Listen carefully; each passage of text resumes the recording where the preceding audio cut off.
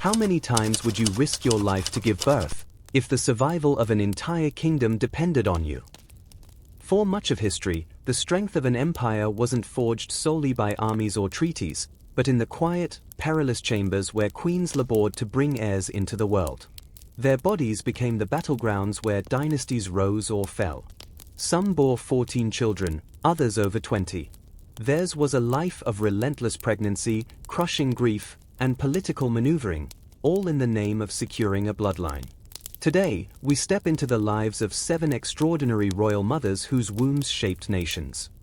Born in 1753, in the rugged mountains of the kingdom of Kartli, what we know today as Eastern Georgia, Queen Dejan of Georgia, also called Doria, entered history not only as one of the most prolific royal mothers of all time but as a woman of razor-sharp political instincts. At the age of 12, she married King Heraclius II, a seasoned ruler decades her senior. In a court where alliances were as fragile as they were vital, Dejan understood that her greatest weapon was the cradle. Between her 12th and 42nd birthdays, she gave birth to an astonishing 23 children, a feat almost unmatched in recorded history. But her role as queen consort was far more than ceremonial motherhood. Heraclius already had heirs from a previous marriage, and Dejan fought fiercely to alter the line of succession in favor of her own sons. In a remarkable act of influence, she persuaded the king to change the laws, sowing deep divisions in the royal household. When Heraclius died in 1798, her stepson George XII ignored the altered will, seizing the crown and sparking open conflict between his faction and Darajan's sons. This dynastic infighting unfolded at the worst possible time. Russia was pressing in from the north. In the chaos, Georgia was annexed into the Russian Empire. Dejan was stripped of her power, her title, and her homeland, exiled to St. Petersburg under close surveillance. She died there in 1807, far from the mountains of her youth, remembered both as the mother of 23 and as a queen who wielded political influence as fiercely as any general. Across the continent and nearly a century earlier, and Stuart was born in 1665 into the House of Stuart, destined to be the last monarch of her dynasty. She ascended the throne of England, Scotland, and Ireland in 1702, and in 1707 became the first sovereign of the newly unified Kingdom of Great Britain. Her reign was marked by political transformation, yet her personal life was shadowed by relentless tragedy.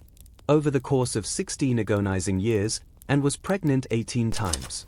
Each pregnancy carried with it the hope of securing the Stuart succession, but time after time, that hope was shattered. Miscarriages, stillbirths, and infant deaths haunted her, leaving her without a single surviving heir. Her only child to live past infancy, Prince William, Duke of Gloucester, died at the age of 11 in 1700. Modern medical historians believe and may have suffered from Hughes syndrome, an autoimmune clotting disorder that would have made sustaining a pregnancy nearly impossible and contributed to the chronic health problems that left her crippled in later years. By the final decade of her life, she was confined to a wheelchair, her body failing even as she navigated the volatile politics of a changing Britain. When Anne died in 1714, aged 49, the Stuart bloodline died with her. Born in 1752 in Vienna, capital of the vast Habsburg monarchy, Maria Carolina of Austria was the 13th child of Empress Maria Theresa, one of the most powerful women in 18th century Europe, and Emperor Francis I. At the tender age of 15, she was married off to King Ferdinand IV of Naples and Sicily in a political alliance that was as much about dynastic survival as it was about controlling the Mediterranean. Maria Carolina detested her husband almost from the moment they met. She considered him unrefined, uneducated, and entirely unworthy of her station. Yet, royal duty left no room for personal feelings. Over the course of her marriage, she gave birth to 17 children, though only 7 survived into adulthood. A high survival rate for the time, but still a testament to the brutal reality of infant mortality in the 18th century. Far from being a passive consort, Maria Carolina became a central figure in the governance of her kingdom. She formed strategic alliances through the marriages of her surviving children, cementing Naples and Sicily's place in European politics.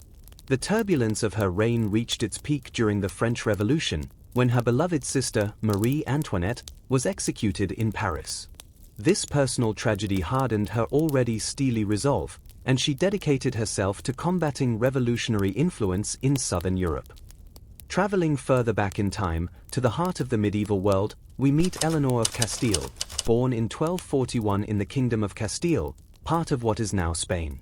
At just 13 years old, she married her cousin, the future King Edward I of England, in a union designed to strengthen political ties between their realms. But unlike many arranged royal marriages of the era, Eleanor and Edward's partnership was unusually close. She accompanied him on military campaigns, journeys across treacherous terrain, and even on crusade. Eleanor gave birth 16 times, but the harsh realities of the 13th century spared few of her children. Disease, poor nutrition, and the dangers of constant travel claimed most of their lives before adulthood.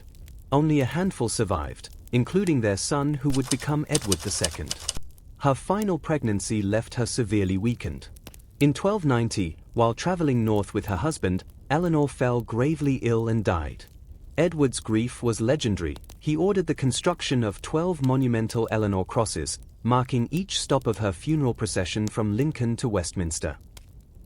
Now we step into the grand courts of the 16th century Habsburg Empire, where Anna of Bohemia and Hungary was born in 1503.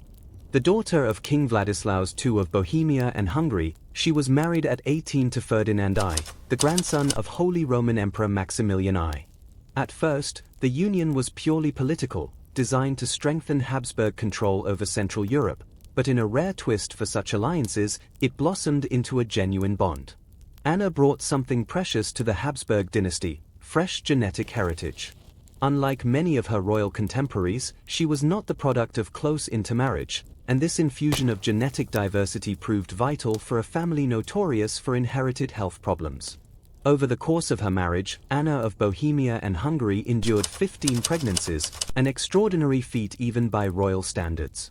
In an age when infant mortality hovered like a constant shadow over the cradle, 13 of her children survived into adulthood, a remarkable outcome for the early 1500s. These offspring became the building blocks of Habsburg power: emperors who shaped the Holy Roman Empire, queens who strengthened dynastic ties, bishops who extended church influence, and nuns who reinforced the family's piety in the eyes of Christendom. Yet the cost to Anna was immense. Her final labor in 1547 was her undoing. She contracted childbed fever, a common and often fatal postpartum infection in the pre-antibiotic era, and died at the age of 43. Ferdinand, devastated by the loss, refused to remarry, ruling for decades with her memory as a constant presence. 9 years after her death, he ascended as Holy Roman Emperor, carrying forward the political legacy they had built together. From the mountains of Georgia to the deserts of India, from medieval England to the glittering courts of the Habsburgs, these women were far more than ornamental queens. They were the quiet architects of dynasties, their bodies the foundation stones upon which empires stood. Through joy and heartbreak, triumph and tragedy, they secured bloodlines, forged alliances, and shaped the destinies of nations. History records the kings who conquered, but too often forgets the queens who made conquest possible before a single sword was drawn.